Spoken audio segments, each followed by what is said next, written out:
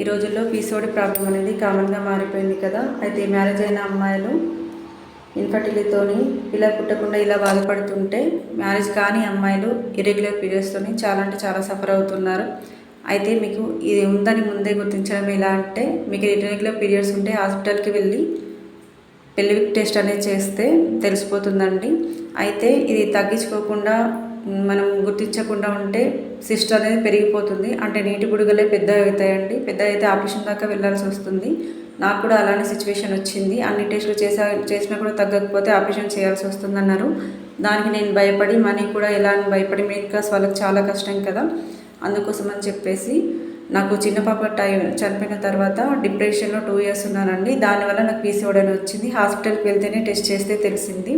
అయితే ఆపరేషన్ అనగానే భయపడి నేను ఇంట్లోనే మంతెన గారి వీడియోస్ అన్నీ ఫాలో అయ్యాను. నేను చేసిన డైట్ ఎలా ఫాలో అయ్యాను, ఏమేమి ఫాలో అయ్యాను, ఎలా నేచురల్గా ప్రెగ్నెన్సీ అనేది కన్ఫర్మ్ అయింది.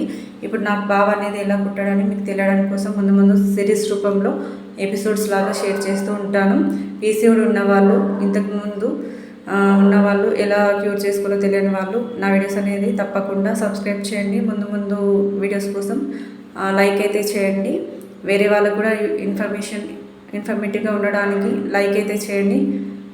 ముందు ముందు వీడియోస్ కోసం don't forget to subscribe to my channel. Thank you friends.